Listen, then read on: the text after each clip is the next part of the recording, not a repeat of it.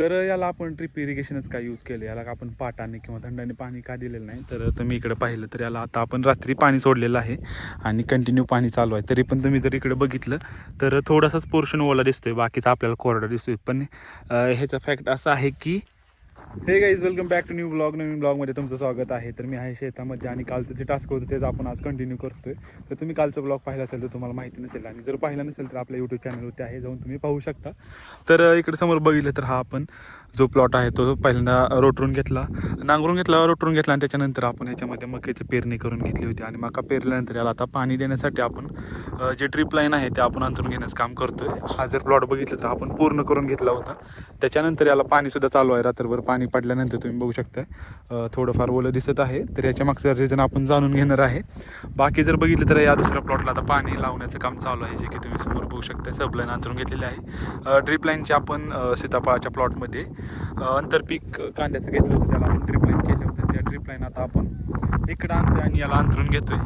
तर ते सध्या काम चालू आहे. बाकी ते एक आपल्याला सबलाईन जोडून घ्यायची आहे, जेणेकरून पाण्याचा प्रेशर इक्वल झाला पाहिजे. कारण की जर आपण एकच सबलाईन केली तर पाणी इक्वली डायव्हर्ट होणार नाही. एक साईडला जास्त पडेल, एक साईडला कमी पडेल. त्याच्यामुळे आपण अशा पद्धतीने करतोय.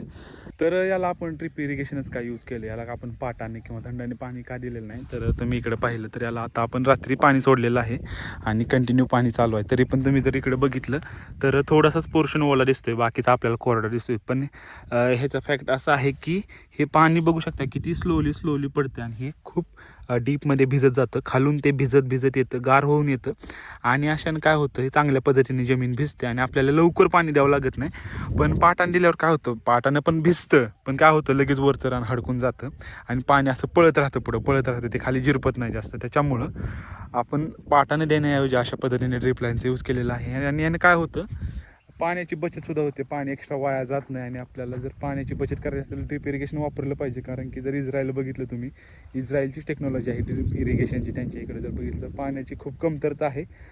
तिथं पाऊस पण कमी आहे, तरी पण तिथली शेती बघितली तर आपल्यापेक्षा कितीतर बेटर आहे. आणि पाण्याचं नियोजन बघितलं तर खूप चांगलं आहे त्यांचं.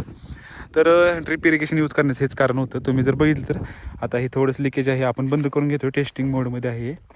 तर पाणी एकदम स्लोली येतं, तुम्ही जर पाहिलं एकदम स्लोली, आणि ते हळूहळू जमिनीत जातं, खोलपर्यंत जातं, खालून वरती भिजत येतं. त्याच्यामुळे ते चांगल्या पद्धतीने भिजतं आणि लवकर पाणी आपल्याला द्यावं लागत नाही. त्याच्यामुळेच आपण ड्रिप इरिगेशनचा यूज करतोय. आणि आत्ता सध्या लाईटचं टायमिंग जे आहे ते रात्रीचं आहे. रात्री 12ला ते सकाळी 8ला जाते. तरी पण आत्ता बघू शकता सकाळचे 11 वाजलेले आहेत, तरी पण याला पाणी चालू असण्याचं कारण एकच आहे, जे आपण सौर ऊर्जेचं इन्स्टॉलेशन करून घेतलेलं आहे. आपल्या इथं 7.5 HP त्याच्यावरती मोटर चालते. त्याच्यामुळेच आपण लाईट नसताना देखील हे आपण अशा पद्धतीने भिजवून घेऊ शकतोय. त्याच्यामुळं सौर ऊर्जेचा सुद्धा आपल्याला एक चांगला फायदा होतोय. पण असा विषय होतो की जेव्हा ऊन कडक असतं त्यावेळेस ते आपल्याला चांगल्या पॉवरने पाण्याचा प्रेशर सप्लाय करते. कारण जर त्याला चांगलं वोल्टेज मिळालं तरच मोटर ते फुल पॉवरने चालते. त्याच्यामुळे उन्हाळ्याच्या टाईमला जेव्हा लाईट नसते तेव्हा आपल्याला फायदेशीर ठरू शकतो. पावसाळ्यात थोडंफार ते आपल्याला कमी प्रेशर देतं, पण पावसाळ्यात आपल्याला जास्त असंही पाण्याचा यूज होत नाही. त्याच्यामुळं सौर ऊर्जा जर बघितलं तर आपल्याला फायद्याचंच ठरतं. त्याच्यामुळं आपण इन्स्टॉल केलेलं आहे आणि त्याच्यावरती सर्व हे चालू आहे. तर आता हे टास्क कंप्लीट करून घेणार आहे आणि त्याच्यानंतर जे आपले बेदारा शेड्स उभा करायचं चालू आहे, तुम्ही जर ब्लॉगमध्ये पाहिलं असेल तुम्हाला माहिती असेल, ते आपण उभा करून घेणार आहे. आज लेबर येईल, बाकीचं जर राहिलेलं काम आहे ते आपण कंटिन्यू करू. तर चला आता काय होतं हे ब्लॉगच्या शेवटपर्यंत तुम्हाला पाहायला भेटेल. त्यामुळे ब्लॉग शेवटपर्यंत पहा आणि चॅनलला सबस्क्राईब केलं नसेल तर जरूर सबस्क्राईब करा.